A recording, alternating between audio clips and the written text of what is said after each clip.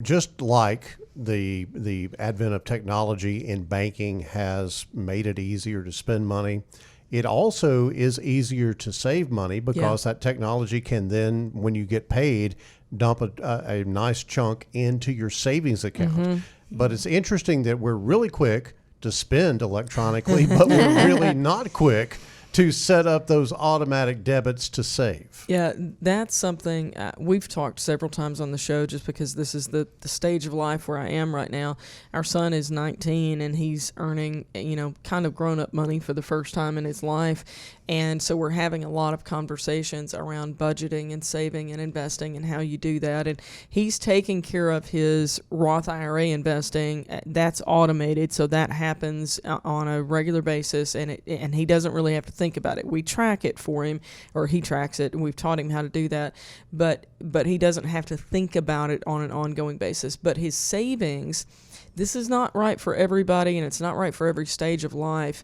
But for him, he's paid hourly, and so every check is going to be a little bit different, not a lot, but a little bit. And so each time he gets paid, we go through and intentionally he makes a decision about how much is going into savings and what that's labeled for, like vehicle replacement years down the road. He's never had a car payment. He doesn't want to ever have a car payment. So those types of things that he's doing very intentionally. But if you're at a different stage of life, if your income is more predictable than what his is, you can very easily automate that, either from HR at work, where, X percent or X dollar amount always goes into savings and the rest of it goes to my checking.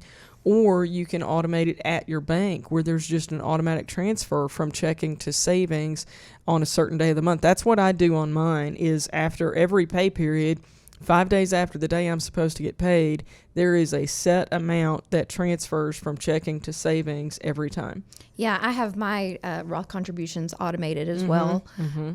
But also, when we're talking about additional savings, just not in retirement, but just additional savings for, an emergency fund or a vacation fund or something like that, treat it like a bill. Yep. If you'll already have a mindset that, here's my electric, here's my utilities, groceries, here's what we're going to set aside for gas. Oh, I need to put aside savings. That gives you the permission to, spend what's in your checking account if that's how you want to do things. But if you'll treat it like a bill, then you'll always know it's coming and you create that habit. Janet, when you were talking about your son sitting down and physically going, okay, I want to save this much money and that type of thing, it really struck me that oftentimes people either are uncomfortable dealing with money and they don't want to have to deal with it on an every 2 week or every week basis or whatever the case may be, or conversely, they're lazy and just don't do it. But I think that automation can be a real blessing to somebody that does need the discipline, but doesn't want to do it every month. And I think that's where we're going with that. So I think that's good.